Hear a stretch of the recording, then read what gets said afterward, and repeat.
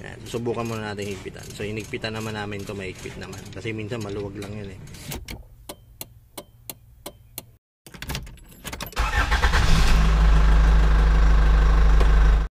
Magandang araw po.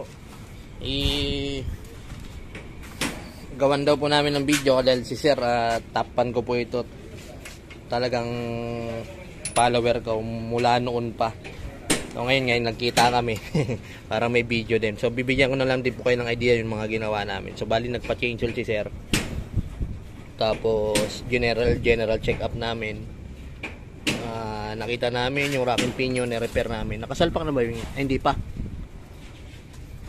Yung racking pinion. Tapos yung bearing, tapos yung boots niya, ayan, pinalitan na rin dahil mga punit na. So pina-general check up lang ni Sir. Ito mga bagong palit na rin daw niya yan eh. Ayun nga nakita namin, yung racking pinion niya may kalog. Ang racking pinion po, ang pwedeng maging problema niyan, lumalangit pag lumiliko, pag nalulubak, lumalagotok. Kaya kung agad maaari, kaya pa i-repair, ipa-repair nyo na yan kasi medyo may kamahalan yung racking pinion yan eh. Kagaya na ito, medyo pricey lalo pag original. Tapos yung boots, pinalitan namin dahil ayun, punit na rin. Bagamat punit na, ito pa yung nakakabit. Cable tie. Ayan, sinasabi ko ulit.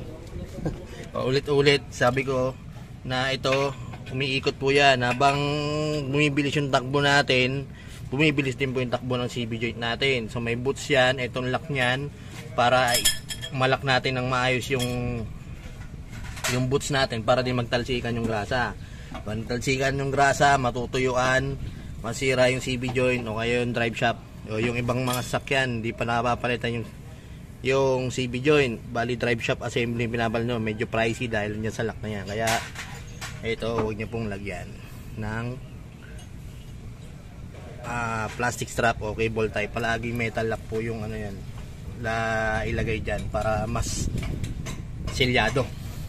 Tapos ito naman yung bearing nya. Ito na yung racking pinion. Ito po yung pyesa nya, Sir. Ayun hindi, kumakalog. May bushing naman yan dyan, kumakalog naman yan dyan. Natutok naman po yan. Ito naman yung bearing. Itong bearing kung sakali na ito yung sira, maugong po ito, tapos minsan may kalog.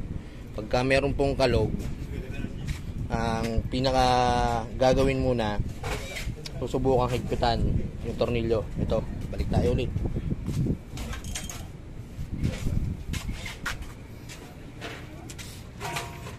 Yung tornilyo, ito. Yan, susubukan muna natin higpitan. So hinigpitan naman namin to, mahigpit naman. Kasi minsan maluwag lang yun eh. So pag may kalog pa rin, palitan na ho ng wheel bearing. Ngayon pagka mahigpit na ho yung tornilyo na yun, may kalog pa rin, ibig sabihin may problema itong wheel bearing natin. Kakalog po yan kahit wala pong maugong yan. So pag malog po yan, siyempre gaganon-ganon yung gulong ninyo dyan, maaari may madami na pyesa o worse, mabasag yung bearing natin. So mas maganda maagapan. So yun,